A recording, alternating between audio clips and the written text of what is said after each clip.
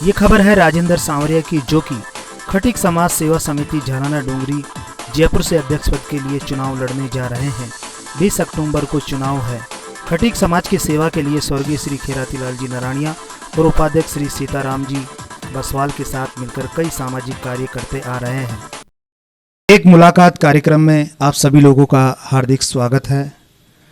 आज हम मिलवाते हैं श्रीमान राजेंद्र जी सांवरिया से, जो कि झालाना डोंगरी में निवास करते हैं और आगामी इसी महीने की जो 20 तारीख आ रही है उसमें यहाँ बस्ती के चुनाव होने जा रहे हैं। उसमें ये उम्मीदवार के रूप में खड़े हुए हैं। राजेंद्र जी, एक मुलाकात कार्यक्रम में आपका हार्दिक स्वागत है। धन्यवाद सर। ब्रिजेश जी, आपका धन्यवाद। आपको भी धन्यवाद जो आप हमारे एक मुलाकात कार्यक्रम के इस कार्यक्रम में आप अपना इंटरव्यू दे रहे हैं। राजेंद्र जी, सबसे पहले कोई भी कार्यक्रम की जो शुरुआत होती है वो परिचय से होती है। एक बार आप अपना परिचय दीजिए, आपका नाम बताइए। मैं राजेंद्र सांवरिया।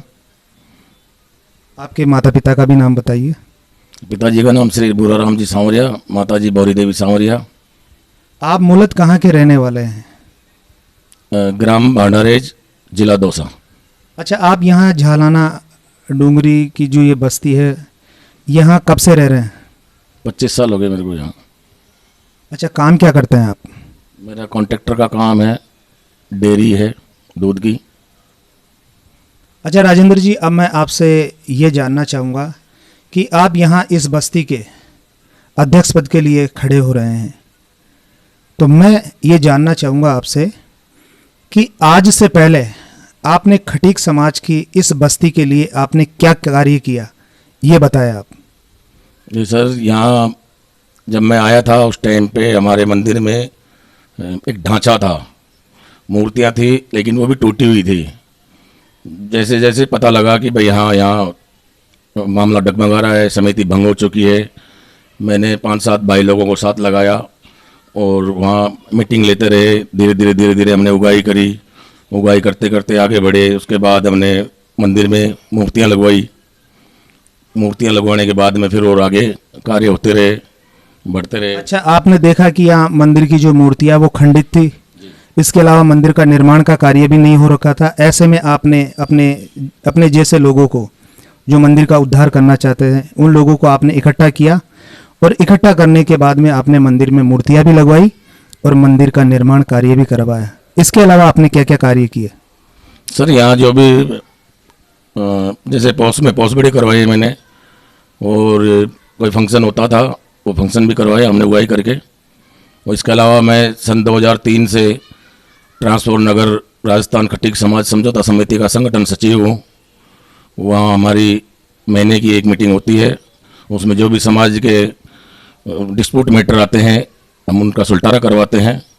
ये बहुत अच्छी बात बताई आपने कि आप समझौता समिति के सदस्य हैं, वहाँ के सचिव हैं, क्योंकि सामाजिक स्तर पर अगर किसी भी समस्या का समाधान आप लोग करते हैं समिति के द्वारा तो एक बहुत ही अच्छी बात होती है। इसके लिए मैं आपको धन्यवाद देना चाहूँगा और आपकी जो समझौता समिति है ट्रांसपोर्ट नगर की, उनको भी धन्यवाद देता हूँ, क्योंकि मैं भी कुछ समय से देखता आ रहा हूँ कि ये जो समिति है हर महीने मीटिंग भी करती है। ये तो कोविड के चलते अभी नहीं हो पाई, लेकिन बहुत अच्छा कार्य है इस समिति। तो समिति के जो भी सदस्य हैं उन सभी सदस्यों को भी मैं धन्यवाद देना चाहूँगा। इसके अलावा आप इस बस्ती के लिए शिक्षा को बढ़ावा देने के लिए क्या कार्य करने वाले हैं? सर, मैं सबसे पहले तो सर्वप्रथम जो हमारा अभी कंस्ट्रक्शन का काम अधूरा है लाइब्रेरी का, वो सपना पूरा करना चाहता हूँ। जल्द से जल्द 2-4 महीने के अंदर ही मैं लाइब्रेरी चालू करना चाहता हूँ। ये बहुत अच्छी बात बताई कि आप बच्चों को शिक्षा में आगे बढ़ाने के लिए लाइब्रेरी की व्यवस्था करेंगी। जो अध्यापक है उसकी भी व्यवस्था करवाएंगे आप? बिल्कुल सर, सारी व्यवस्थाएं करवाऊंगा। अधिकतर देखा जाता है कि जो समिति बनती है ना, सामाजिक जो संस्थाएं होती है या समिति होती है, वो अधिकतर क्या है कि धार्मिक जो कार्यक्रम होते हैं ना उन्हीं में ज़्यादा लगी रहती है। मैं अब आपसे ये पूछना चाहूँगा कि जो पढ़ने वाले बच्चे पढ़कर प्रथम श्रेणी से जो उत्तीर्ण होते हैं, तो उन बच्चों को पुरस्कार देने के लिए भी आप कोई कार्यक्रम करने वाले हैं? जी सर, मैं हर साल एक प्रोग्राम रखूँगा जिसमें जो भी फर्स्ट डिवीजन से पास होकर आएंगे बच्चे उनको पुरस्कृत करूँगा। यानी कि आज से पहले यहाँ झालाना डोंगरी की जो खटीक समाज की बस्ती है इसमें ऐसा कोई भी कार्यक्रम नहीं हुआ? जी नहीं हुआ अभी। लेकिन अब आप ये बता रहे हैं कि अगर आप अध्यक्ष बन जाते हैं तो आप पढ़ने वाले बच्चों के लिए ये कार्यक्रम करेंगे, जो भी प्रथम श्रेणी से उत्तीर्ण होते हैं उनको क्या देंगे आप? सर पुरस्कार में जो भी समिति जो प्लान बनाएगी, समाज जो कहेगी, उस हिसाब से हम पुरस्कार को देंगे उनको। बहुत अच्छी बात बताई, क्योंकि जब तक बच्चों को आप प्रोत्साहित नहीं करेंगे तब तक बच्चे पढ़ाई में रुचि भी नहीं रखेंगे। ये बहुत अच्छी बात है। अच्छा, मैं आपसे ये भी जानना चाहूँगा कि कई बार क्या होता है कि जिस बस्ती के अंदर हम रहते हैं, किसी न किसी बात पे क्या है कि वाद विवाद हो जाता है। ऐसे में आपकी क्या भूमिका रहती है? सर मैं उनका निपटारा 100% करवाऊंगा, थाने तक नहीं पहुंचने दूंगा मेरे समाज के लोगों को। ये मेरा शुरू से प्रयास रहा है। अब से पहले भी कई ऐसे मैटर मेरे सामने आए थे, मैंने उनको यहीं सुलझाया है। वैसे भी आप तो समझौता समिति के सचिव है और आपका तो ये कार्य भी है। बहुत अच्छी बात बताई कि अपने यहीं स्तर पर अगर आप इस मामले को रफा दफा कर देते हैं, उनको समझाइश कर देते हैं, आगे जाने की कोई दिक्कत परेशानी आए, तो ये तो बहुत अच्छी बात है। इसके अलावा आप और क्या कार्य करने वाले हैं? सर इसके अलावा आप बता रहे थे मेरे को जब मैं आपसे मिला था कि हम नए वर्ष को भी कार्यक्रम करते हैं। तो नए वर्ष को कौन सा कार्यक्रम करते हैं, उसके बारे में बताएं। नए वर्ष को दूध का काम करते हैं, दूध पिलाने का कार्य करते हैं। शराब छोड़ो, दूध अपनाओ। देखिए, ये बहुत ही अच्छा संदेश आप दे रहे हैं कि शराब छोड़ो और नए साल की जो शुरुआत है दूध से करें। तो ये कितने सालों से आप ये कार्य कर रहे हैं?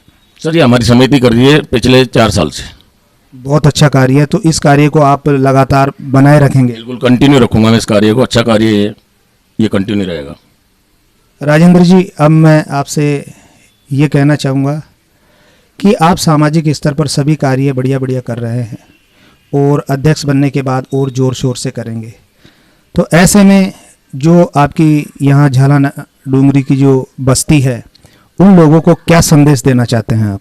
सर मैं तो यही कहूँगा, हाथ जोड़ के मेरा निवेदन यही है बस्ती वासियों से कि आपको लगे कि मैं आगे कुछ कर सकता हूँ, मेरे अंदर जोश है, तो आप मुझे मत दे के विजय बनाइए और फिर देखिए मैं क्या करता हूँ। पहले तो सभी लोग कहते हैं, लेकिन मैं जो बोल रहा हूँ उस तत्पर पर उतरूँगा और पूरा उतरूँगा।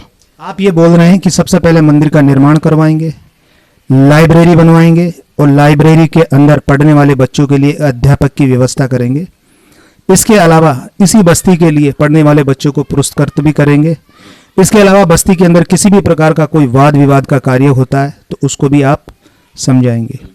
इसके अलावा साल में एक बार जो नववर्ष की जो शुरुआत होती है, उसमें आपका जो दूध वाला जो कार्यक्रम है उसे निरंतर जारी रखेंगे।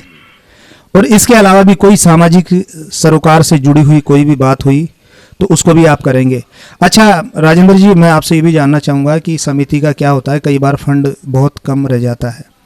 अधिकतर क्या होता है कि जो जहाँ की समिति होती है वहीं तक फंड को इकट्ठा करते हैं। तो समाज के विकास के लिए क्या आप बाहर की जो बस्तियाँ हैं, खटीक समाज के लोग हैं, उनके पास भी जाएंगे? जी सर, मैं ज़्यादा से ज़्यादा कोशिश करूँगा कि मेरी गरीब बस्ती है, कच्ची बस्ती है, यहाँ से कम लेके और बाहर से मैं ज़्यादा लेके आऊँगा, क्योंकि मैं भी समितियों के अंदर जाता हूँ, मेरे से बन पाता है, फंड देता हूँ। और एक से एक भामाशा है हमारे समाज के, अच्छे अच्छे पैसे वाले हैं, लेकिन लेने वाला चाहिए, देने वाले बहुत हैं समाज में। अच्छा, आपकी जो यहाँ की झालाना की जो समिति है उसका क्या नाम है? हमारी झालाना की समिति का नाम है खटीक समाज सेवा समिति, झालाना डूंगरी, जयपुर। देखिए राजेंद्र जी, कोई भी समिति होती है ना, उसका एक वार्षिक फंक्शन भी होता है।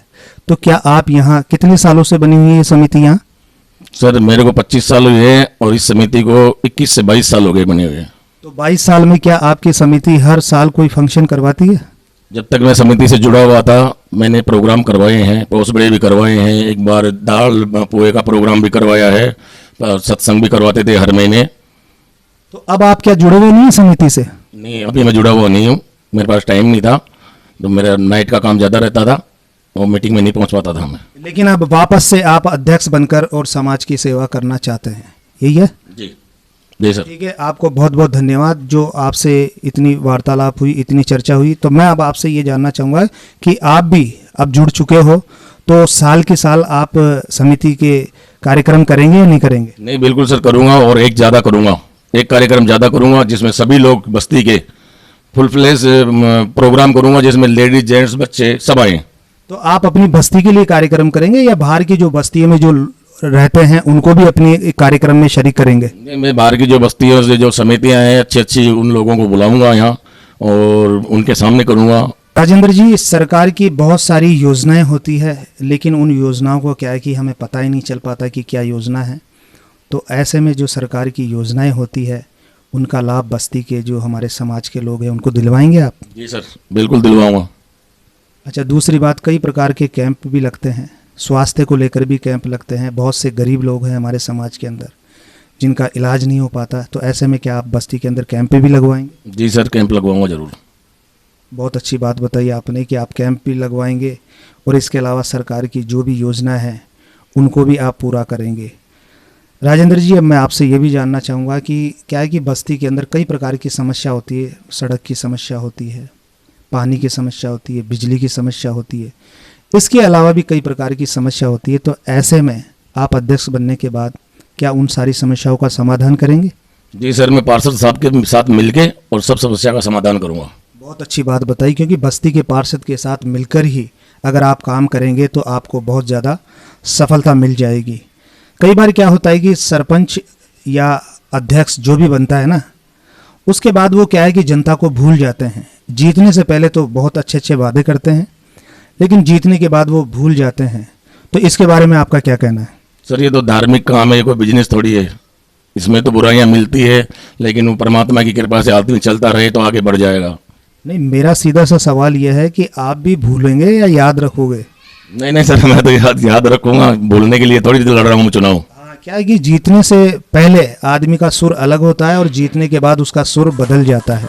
तो आपके सुर दोनों समान रहेंगे या बदलेंगे? मेरा टोटल जो कमिटमेंट की है 100% पक्का रहेगा। बहुत अच्छी बात यही होना चाहिए कि आदमी की कथनी और करनी में अंतर नहीं रहना चाहिए। जो इंसान कहे उसे करके भी दिखाए। तो बहुत बहुत धन्यवाद, आज आपसे ये वार्तालाप हुई, एक मुलाकात कार्यक्रम। जैसा आपने कहा है वैसा ही आप कार्य करें। तो ये थे श्रीमान राजेंद्र जी सांवरिया, जो कि अध्यक्ष के चुनाव के लिए लड़ रहे हैं। ये तो भविष्य तय करेगा कि अध्यक्ष यहाँ का कौन बनेगा, लेकिन जो भी अध्यक्ष बने समाज की बस्ती के लिए विकास करते रहे। समाज की बस्ती का जो भी विकास हो, जो भी कार्य हो, उसे पूर्ण करे और समाज को आगे से आगे ले जाने का प्रयास करे। इसी शुभकामना के साथ मैं पत्रकार ब्रजेश कुमार नावरिया।